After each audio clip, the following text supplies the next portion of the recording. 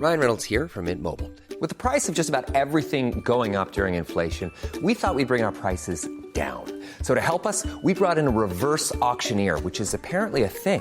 Mint Mobile Unlimited Premium Wireless. How to get 30, 30, bit to get 30, bit to get 20, 20, 20, bit to get 20, 20, bit to get 15, 15, 15, 15, just $15 a month? Sold! Give it a try at mintmobile.com/switch. $45 up front for 3 months plus taxes and fees. Promo rate for new customers for limited time. Unlimited more than 40 gigabytes per month. Slows full terms at mintmobile.com. If your roof starts to leak or your floor's really squeak, you live in a money pit. Money pit. If your basement needs a pump or your place looks like a dump, you live in a money pit. Money pit. Pick up the telephone, fix up your home sweet home by calling 888 Money Pit. The Money Pit is presented by RoofMax and EcoFlow. Now, here are Tom and Leslie. Coast to coast and floorboards to shingles, this is the Money Pit Home Improvement Show. I'm Tom Kreitler. And I'm Leslie Segretti. Welcome to episode 2429. You can listen when you want by following the show at moneypit.com/podcast. But hey, we want to know what you're planning to take on this weekend. You got a project in mind that you want to get done? Are you going to spruce up the outdoor living space now that we are cresting into what would be, I guess this would be sort of the prime spot of summer here between beginning of July and end of August. So a good 7-8 weeks here to go. Some beautiful weather, lots of time to enjoy those outdoor projects. So if you've got one in mind, we'd love to help you get that done. Reach out to us with those questions. If you need help starting a project, if you need help because you're stuck in the middle of a project, well, we are here sticking around to help you get those jobs done. You can reach us at 1-888-MONEYPIT, or better yet, go to moneypit.com/ask and click the blue microphone button. Coming up on today's show, do you have a small room that you'd like to look bigger? You want to expand it? Well, you can do that without any tools, without any banging, without any nails, without any new furniture, just by choosing the right paint. Yes, it's that easy. We're going to share 5 tips on how to use paint to make tiny spaces seem larger than life. And also ahead, today, working from home is now the norm for lots of Americans, and so are the many other activities that require our living spaces to do double or sometimes even triple duty. Well, Dwell magazine has been following this trend, and editor-in-chief William Hanley is going to join us to share why having a space that's flexible is more important than ever. And if you guys are ready to add some speed, convenience, and great results to your next painting project, we're going to share our experience with the Wagner Flexio series sprayers, which offer a very quick, consistent, and mess-free finish on everything from furniture to fences. But first, our focus is you. We want to know what you want to know. So if there's a DIY project on your to-do list, let us help you make it a DIY done project. Whatever it is you are working on, big or small, major project, little project, whatever it is, we know it's a big deal to you. So let us give you a hand. And if you guys reach out to us at 1-888-MONEYPIT with a question, we will toss your name in the Money Pit hard hat because we've got a great giveaway going out to one lucky listener who will be drawn at random from those who reach us today. It's the Die Hard Max Industrial Strength Epoxy Floor Coating Kit, a very long name that basically stands for a great finish for a garage floor, a basement floor, or a laundry floor. It's worth $99. If it's made of concrete, you're going to love what this looks like when you're done. So reach out to us with your questions. That number again is 1-888-MONEYPIT. Judy in Missouri is on the line with a roofing question. How can we help you today? Yes, I was wondering if you had ever heard of, had a roof repair a few years ago, and it's been leaking ever since. They used what they called TAM shield. It's a synthetic underlayment. Yeah. Mm-hmm. And it's plastic. And they use that instead of felt paper. Yeah, right. It's synthetic, and it's actually an upgrade to standard 15-pound felt paper. And it's actually better than using standard felt paper under a roof. The reason that your roof is leaking now is probably not because of the TAM shield. It's probably because of something that went wrong with the repair, but I don't think it would have been the underlayment because that's actually pretty good stuff. How is it leaking, Judy? Tell me about the leak. Well, we really don't know. It comes through in our bathroom, and we get up in the attic, and we can see drips, but they can't seem to pinpoint it. They've worked on it several times, and they just can't get it to go away. All right, usually if your roof is leaking above your bathroom, there's a pipe that goes through the ceiling right there and up through the roof, and it's the plumbing vent pipe. And right around that vent pipe, there's like a rubber boot that seals that pipe between the pipe and the roof itself, and then there's flashing that goes around that. That's the most common place for a roof leak when you have it leak right above a bathroom. And a lot of times contractors will try to sort of tar that in place, but that's a bad idea. What I would recommend is to take out the plumbing vent flashing, and you can do that easily by removing a few shingles in that area. Roof shingles are actually pretty easy to disassemble if you know kind of a trick of the trade. I like to do it with a flat bar that you can slip up under the roof shingle, find the nail, and sort of pry it from side to side, and it'll pop right out. And then you replace that plumbing vent flashing and put it back together again, and make sure you put everything in the right order so the roofing lays on top of the flashing. That usually stops that leak. But leave the vent pipe there? Oh, yeah. The vent pipe is there for an important reason. You're going to start having problems flushing your toilet, and all your sinks are going to start to gurgle if you take that out.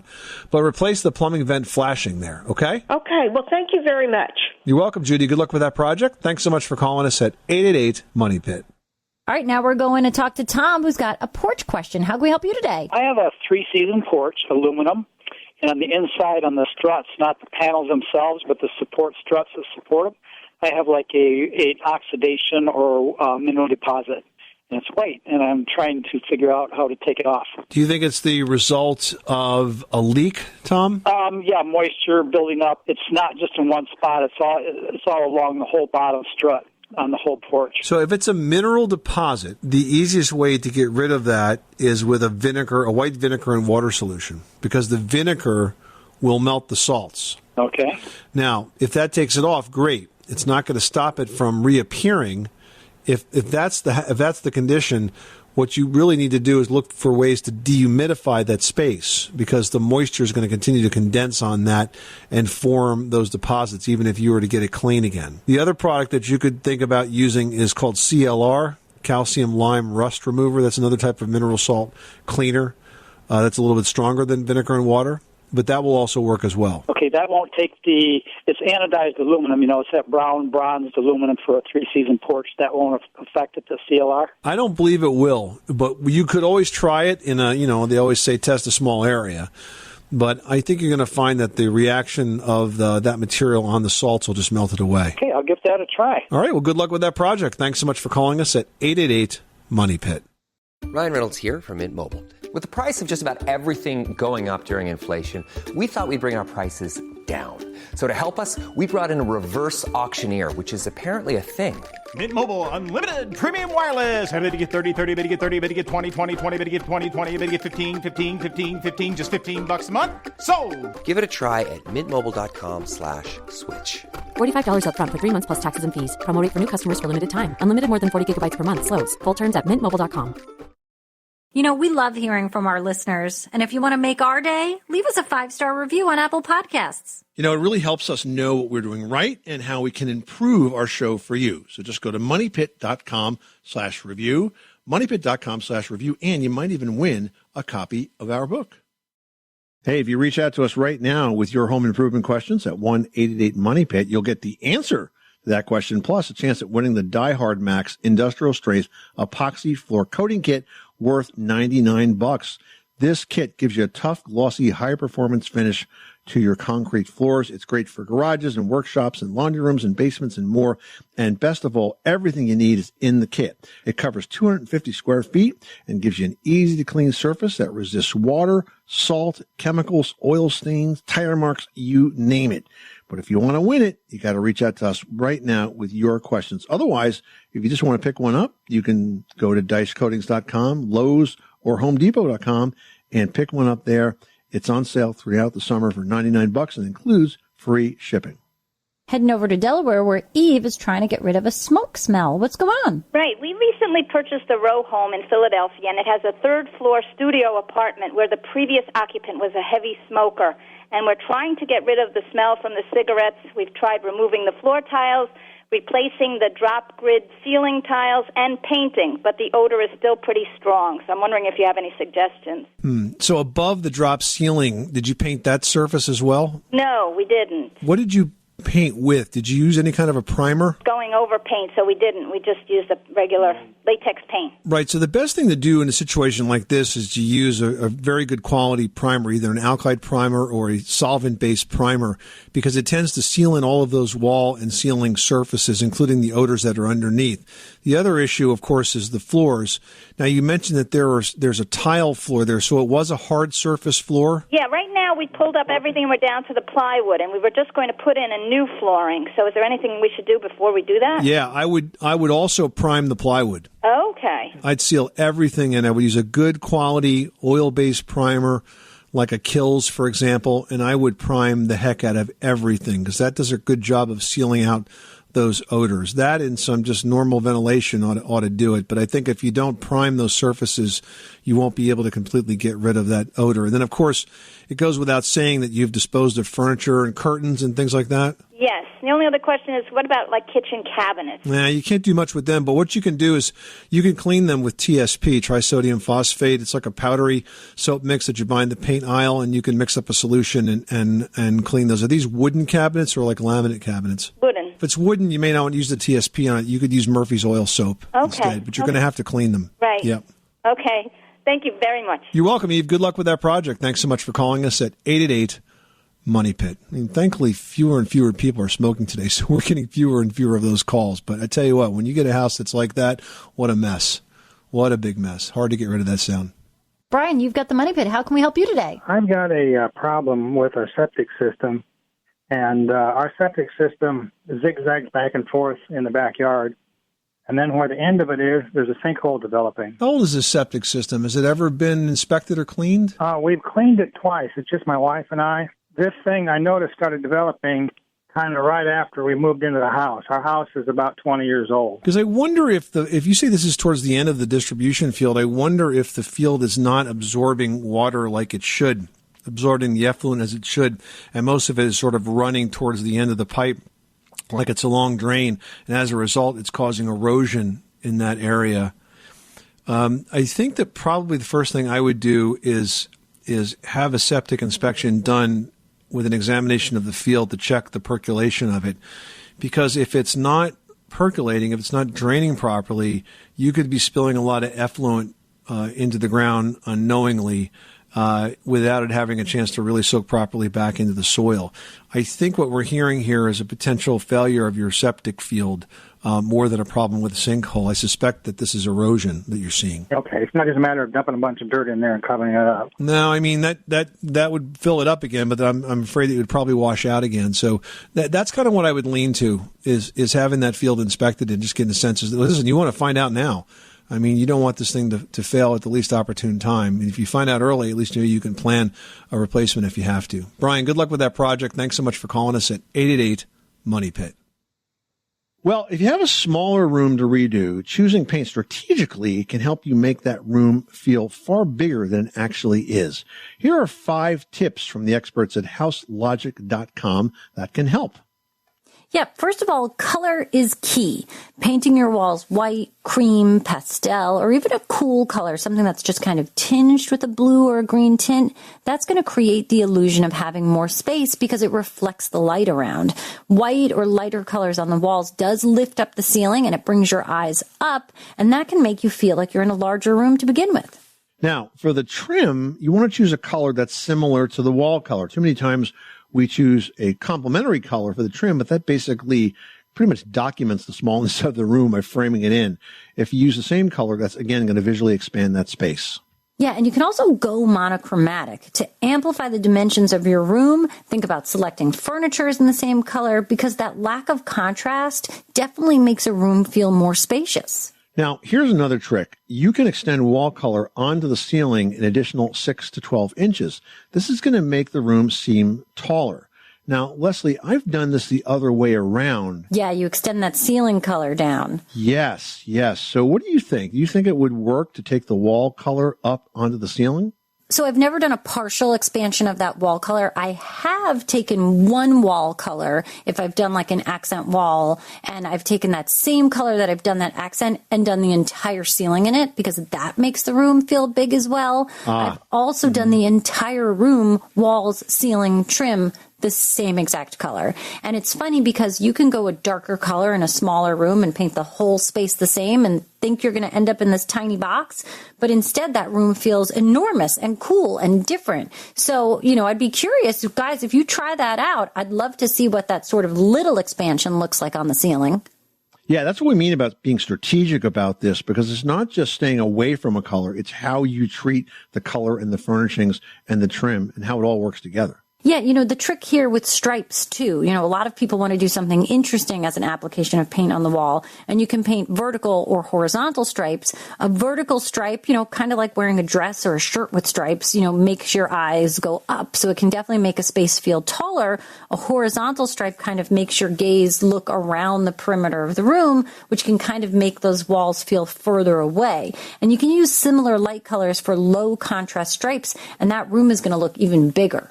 Now, you can also get a similar effect if you really want a darker shade by selecting a high gloss paint sheen, because that's going to reflect light and enhance that space. So lots of cool ways here to take a small room and make it feel a lot bigger just by being very strategic on how you choose your colors. What if you could have a career where the opportunities are as vast as our nation, where it's not about mission statements, but a shared mission? At U.S. Customs and Border Protection, we go beyond to protect more than borders. From ship to shore, air to ground, cities to local communities, CBP agents and officers are keeping people safe. Join U.S. Customs and Border Protection and go beyond for something far greater than yourself. Learn more at cbp.gov/careers. Mary in Texas is on the line and has an issue with the tub. Tell us what's going on. We have a bathtub that we've had plumbers out, and they can't even seem to get it unstopped. They think that it would slowly, if you took a shower in there, it would slowly go out. And it was going so slowly, we called a big company here, plumbing company, and the guy came out and checked it, and he couldn't get it unstopped. He thinks it's in the P-trap. The tub is on the back of the house. About 2 feet from that is the clean out. And he took a picture in the clean out all the way to the alley and told us to get the city to come and... So wait a minute. You telling me that the plumber was able to clear the drain from the house to the street, but he thinks that the restriction is beyond that? Yeah, he thinks just about 2 feet from the tub where he worked.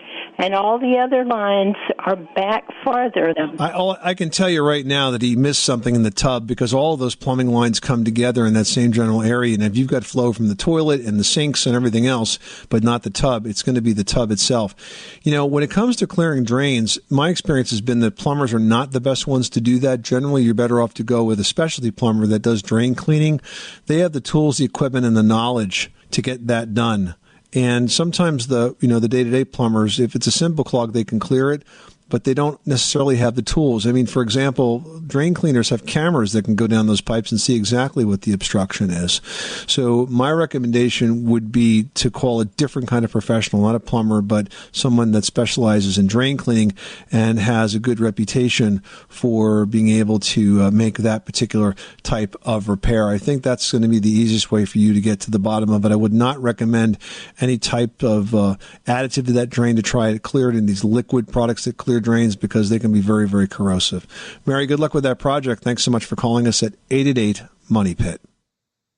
Randy in Ohio is on the line with a decking question. How can we help you today? I just built a deck, and it's got that new wood look, What kind of stain can I put on it? So you have a number of options. You said you just built it, so you might want to let it dry out. Sometimes we don't recommend staining until about the second year, because the pressure-treated lumber is going to have a lot of moisture in it. But when you are ready to treat it, what I would recommend that you use is a solid color deck stain. Deck stains come in solid color and semi-transparent, and if you use solid color, it basically has more pigment in it, so it tends to last a lot longer. So go for a good brand, a good quality brand of a solid color deck stain, and I think that's something that you'll hope to get maybe 2 or 3 seasons out, depending on the use of your deck. All right. Yes, it does. Thank you so much. You're welcome. Good luck with that project. Thanks so much for calling us at 888-MONEY-PIT. Well, today, working from home, well, at least sometimes working from home, is now kind of the norm for a lot of people. And so are the many other activities that require our living spaces to do double or even triple duty. Well, Dwell Magazine has been following this trend for a while now. Editor-in-Chief William Hanley joins us now to share why having a space that's flexible is more important than ever. Welcome, William. Hi, how's it going? Hi, Tom. Hi, Leslie. You know, this seems like another shift that started with the pandemic. Is that right? I mean, we've always had ADUs, but boy, they sure got popular when we weren't able to get too far from home. Definitely. I think a lot of trends that were brewing before the pandemic were only accelerated by it. You know, I think about how we use our homes differently now, whether it's, you know, as an office, as a workout space, any number of different uses that we didn't see so much of before are now a regular part of our lives. And our homes have to adapt. They have to become more flexible. And so the ADU has become a really popular way to build in some of that flexibility. Let's start with that. So ADU, which we just spit off like everybody knows what it's what we're talking about. What exactly does that stand for? It's not a very sexy term, is it? No. I always lament that there isn't a better word for it. But ADU, the acronym is short for Accessory Dwelling Unit. We tend to call them backyard houses here. It seems a little more elegant, but if you have a better solution, you're hired. But we define them roughly as a secondary, usually detached, self-contained living space on the same lot as a larger house. Picture a tiny house in someone's backyard, and you've kind of got it. Though we've seen them in all kinds of shapes and sizes. I mean, that's really great because truly you can have them for so many, many uses, from guest homes to workspaces to yoga studios, truly whatever you're wanting. But how do you know, first of all, that you're capable of putting something like this on your property? Do we go permitting? How do we check? You need to consult an expert. We see them a lot in our weekly budget breakdown column and our annual money issue where we look at kind of the real numbers behind great design. So, you know, often you see glossy pictures of remarkable homes and you wonder, how did they actually do that? We kind of lift the curtain a little bit, and part of that is talking about, you know, what that permitting process looks like in different places all over the country, and it's different in different places all over the country. The state of California has made it a lot easier, notably so, as they've tried to introduce more rental housing to the market and hopefully respond to some of the increased demand and lower prices over time. So, you know, you can even count potential rental income in mortgage applications now in some places. And in California, you can now, or soon you will be able to subdivide your property and sell an ADU like a condo. So they're really taking it seriously out there. And a few other municipalities have also made it much easier. In Minnesota, Minneapolis, and St. Paul have both made it much easier to add a secondary residence to a formerly single-family lot. Chicago, a few other cities around the country are starting to look into this. But you need to talk to an expert who knows the ins and outs of what's possible in your neck of the woods. I seem to recall not too long ago that there was a program that was announced in New York where they were actually loaning money to folks to create additional living spaces for families or for tenants for rental on their existing property. So it seems like there's a lot of opportunity for this here. If you're thinking about this as a homeowner, what do you think are the appropriate steps? You mentioned consult with an expert, but even before we get that far, it seems like there ought to be like a reality checklist to make sure that this really is what you want to do, because you are going to be reducing your remaining lot size, right? Because the building takes up a certain amount of space and you've got obviously area around it, outdoor living spaces and so on. You know, you're going to be driving up utility costs. There's a lot of other considerations. Definitely. And not to mention if you need to upgrade the electrical or you need to do some kind of site work in order to make it possible to put one on your property. But really, stepping back, you need to think about how you want your house to function down the line. You know, what are your goals? How is your family evolving? How are you hoping to increase the value of your home over time? So, you know, say you're thinking about putting in a rental unit, you know, you might at some point have an adult child, an aging parent living with you. You might convert that into an in-law apartment or some other function. You know, what is a home office right now might be a short-term rental in the future, a long-term rental, or a space for mom and dad. So, William, I mean, because these are kind of a fairly new concept, what have we seen so far, or is it too early to tell what it does to resale value? Like, are we seeing that it's beneficial? Is there anything you need to be looking out for when you're trying to consider this in creating a dwelling unit? Well, you're absolutely correct in that it's a little too early. Even the California regulations that changed, back in, say, 2017 that really set a precedent for a lot of ADU building out there. We haven't really seen what it will do to the value of a home over time. But if I'm going to prognosticate, it's all about context. Where you live, what type of neighborhood you're in, what kind of property you have, what kind of property the neighbors have. I don't necessarily think these are appropriate for every context, but I do think they represent the future of how we use our homes. One of the things that's super exciting about them is there isn't really a playbook for designing them yet. Architects are responding in all sorts of different ways to the kinds of use cases that people have for putting them on their property. And so time will tell, what emerges as a standard, what emerges as a best practice, and, you'll start to see the effects of value over time. But it's a little early to tell. Mostly, though, I think that flexibility is going to be something that people are looking for more and more in the future. Yeah, and I would think quality as well. I mean, these are not glorified sheds, which I think is the first thing that comes to some people's minds when you talk about, a tiny house on your lot. These are not, sheds with windows and air conditioning units stuck into them. These are fully constructed buildings, just smaller. And because of that, I think some folks might also be surprised of the cost. We did a story not too long ago about spool pools, and it turns out those beautiful little combination spa pools are just as expensive as a pool that's probably twice its size that doesn't have that functionality, because it takes the same amount of steps to build a small house as it does a big house. Maybe a little less in terms of materials, maybe slightly smaller utilities, but like you said, you got to still run the electric and the plumbing and everything else. So I think if you're going to do it, you need to do it right. And if you do it right, you're most likely to have a good value added to your property as a result. Do you agree? It really depends on how you want to use your property. A good designer can help you solve for that and come up with a design that responds specifically to the needs of you and your family.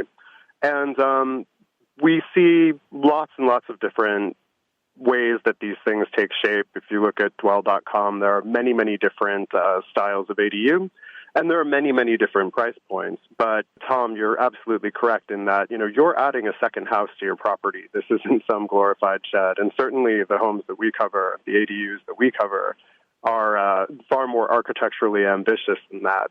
But they also showed, what's coming up in terms of the future of how we use our homes, and that can range from all sorts of different price points. William Hanley, editor-in-chief for Dwell Magazine. Thanks for stopping by the Money Pit, William, and filling us in on the latest trends in ADUs, accessory dwelling units. If you guys are not familiar with Dwell, you should be. It's a beautiful publication. You can learn more about Dwell and all the great work that they do at dwell.com, DWELL.com, and look for William's post about ADUs on moneypit.com starting today. William, thanks again and have a great day. Thanks, Tom. Thanks, Leslie. Do you have concrete floors in your home that maybe you'd like to spruce up a bit? We're talking about the garage or maybe the laundry room or maybe the basement. Well, today on the Money Pit, we've got the Die Hard Max Industrial Strength Epoxy Floor Kit to give away. It's worth $99, and it's going to go out to one listener drawn at random.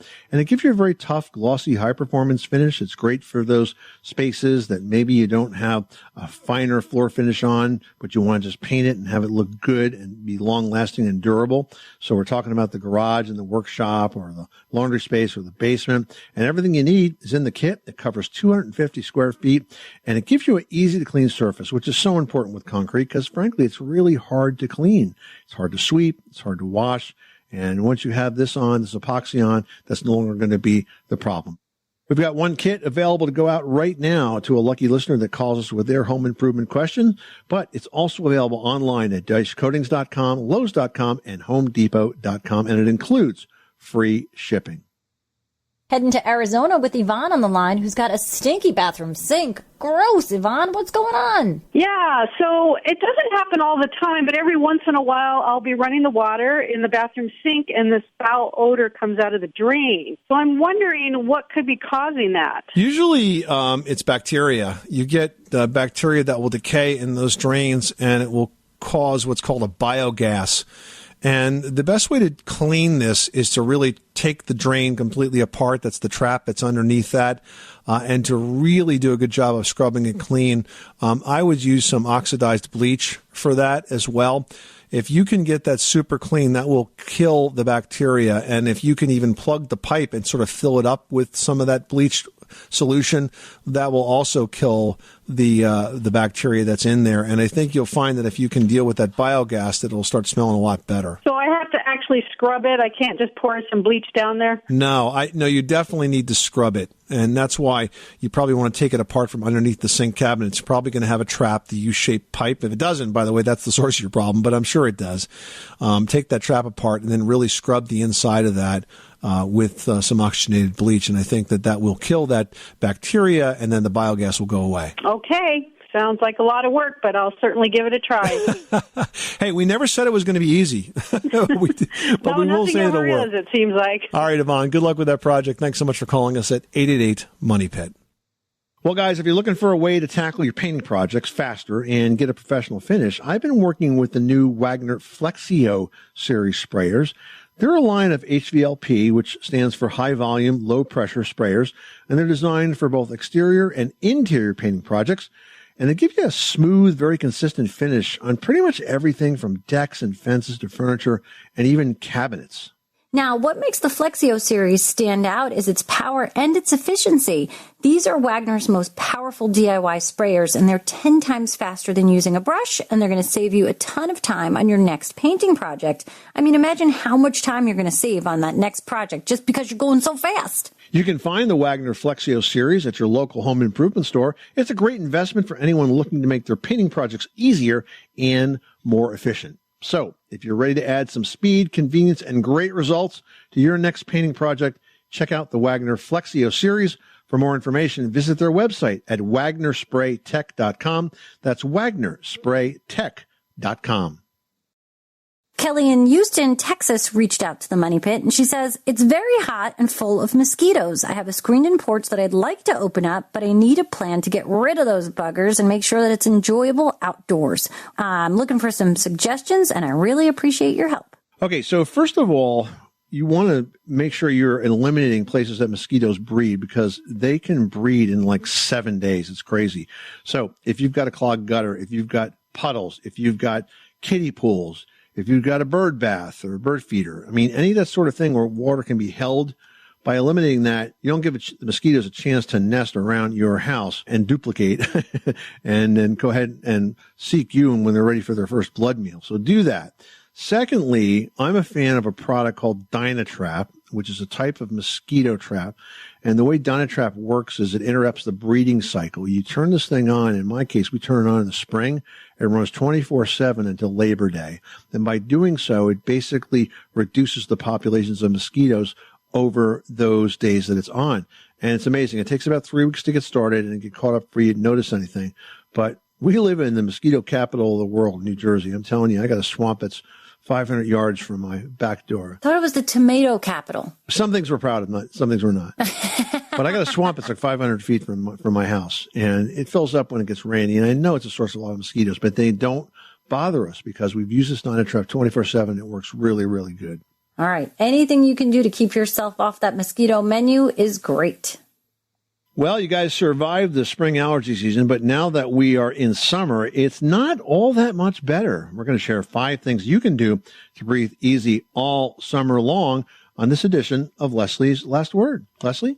Yeah, it's been a bad season, and it's just continuing to be a bad season. And if you're one of the millions of people who do have those seasonal allergies, summer can also mean sneezing, congestion, even runny noses. But according to the Mayo Clinic, there are a few strategies for reducing exposure to allergy triggers that really can work. Now, the key here is to reduce your exposure to the things that trigger your allergy signs and symptoms. You want to stay indoors on days that are dry and windy. The best time to go outside really is after a good rain because it kind of clears all the pollen from the air and, washes it off of the surfaces of everything. If there's lawn mowing to do, don't be the one that does it. Delegate that job. Pulling those weeds, all those gardening chores just stir up the allergies. If it's got to be you, go back to wearing a mask. Now, once you've been outside, I say this to my kids because my little guy really has bad allergies. And when he comes through the door, I'm like, change your clothes, take a shower, wash your face.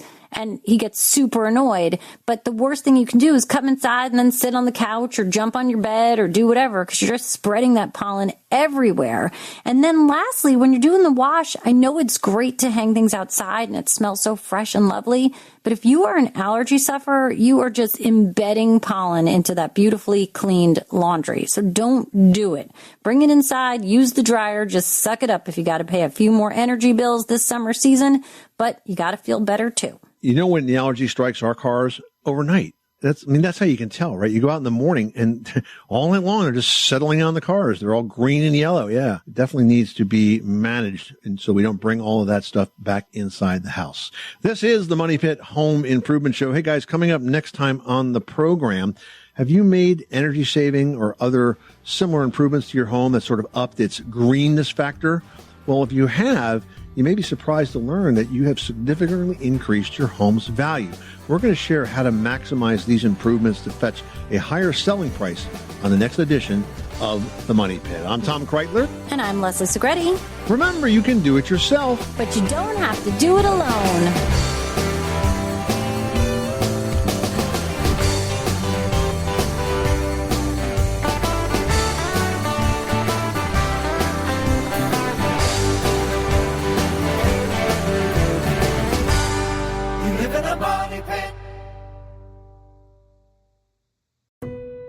Having choices is good, and checking accounts are no exception. At Sandy Spring Bank, we have a variety of checking options and make it easy to choose based on your needs. Mobile deposits and payments, interest checking, or checking with no fees or minimums. Best of all, we'll help you select the account that suits your life. What's your next financial destination? Sandy Spring Bank. Visit sandyspringbank.com/checking. Member FDIC.